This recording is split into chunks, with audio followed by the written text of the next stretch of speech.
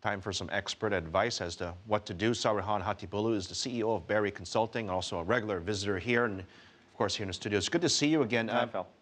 We haven't seen you as much lately because you've been very busy talking to your big clients. It's been a visit time, yes. Russia, Ukraine, Crimea, that has been the hot topic. What's your greatest concern right now when you look at that region?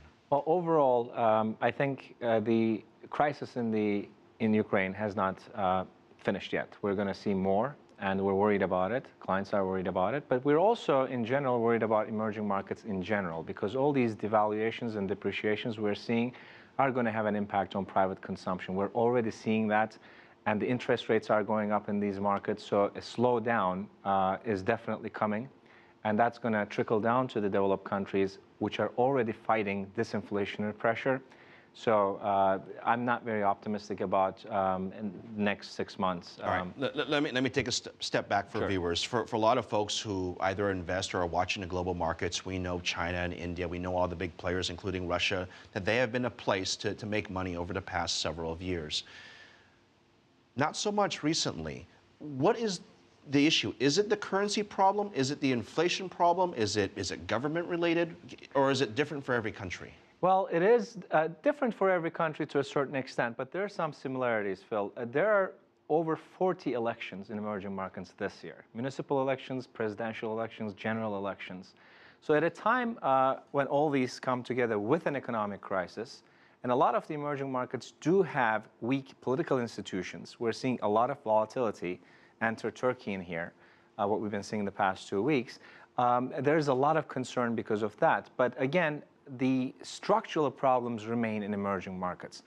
We're seeing a cyclical problem. That's going to go away. Elections are going to be concluded. Explain the cyclical problem. Cyclical problem is exactly that. The elections are coming. 40 elections in emerging markets in 1 year. And it's coming at a time when the tapering started. Remember, in June, that's how the problem started.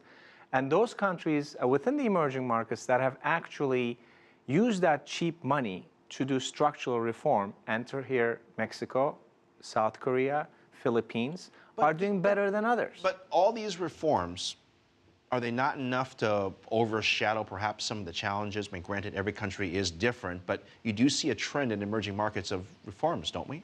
There is, but it's not enough. That's the problem. And a lot of the time, if you look at Brazil, South Africa, Turkey, for example, we're also looking at a current account deficit that's so high that anytime the foreign investors start going away, there is another macroeconomic problem in these countries. So investors are realizing this, and they're looking at emerging markets one at a time, thankfully. They're not looking at the BRICS anymore as a whole, or the Mint countries as a whole. They're looking at it individually, as they should.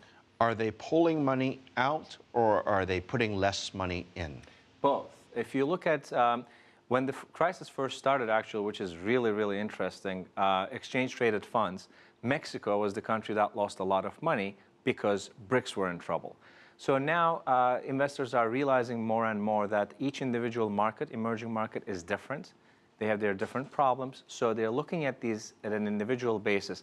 A lot of the times, if you look at South Africa, again, Brazil, Turkey, they're pulling out of money. But in other countries that have relatively strong macro fundamentals, they're putting less money in. I've only got about a minute left, but I want to help our viewers here and jot down that you see right now. Where are they? In the emerging markets on Sunday, that's going to be very interesting to watch. And Venezuela is a story that we're not talking too much about in the investments world, but there's a lot of volatility there too. It's amazing how much has changed in just a few months. Saruhan Hatipoglu, Absolutely. thank you very much. Always good to see you, CEO of BERI Capital.